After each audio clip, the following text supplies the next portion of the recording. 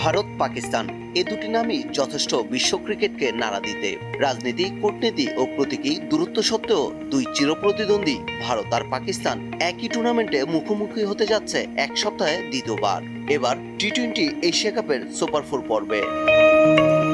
ওয়ালটন এখন দেশের সীমানা পেরিয়ে পৌঁছে গিয়েছে 50টিরও বেশি দেশে। ওয়ালটন, ঘরে ঘরে বিশ্বজুড়ে। এশিয়া কাপের মঞ্চে এ পর্যন্ত বেশ কয়েকবারই হাই ভোল্টেজ ম্যাচ উপহার দিয়েছে দু দল। গ্রুপ পর্বে পাকিস্তানকে 7 উইকেটে উড়িয়ে দিয়েছিল ভারত, আর ওই ম্যাচে ভারতীয় ক্রিকেটারদের হাত না মেলানো নিয়ে বিতর্ক এখনো শেষ হয়নি। সেখানে জড়িয়ে পড়ে রেফারির নামও।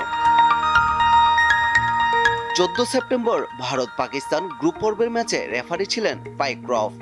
এশিয়া কাপে হাত না মেলানো বিতর্কের কেন্দ্রে ছিলেন তিনি। তবে তাকেই ফের ভারত পাকিস্তান ম্যাচের ম্যাচ রেফারির দায়িত্ব দিয়েছে আইসিসি।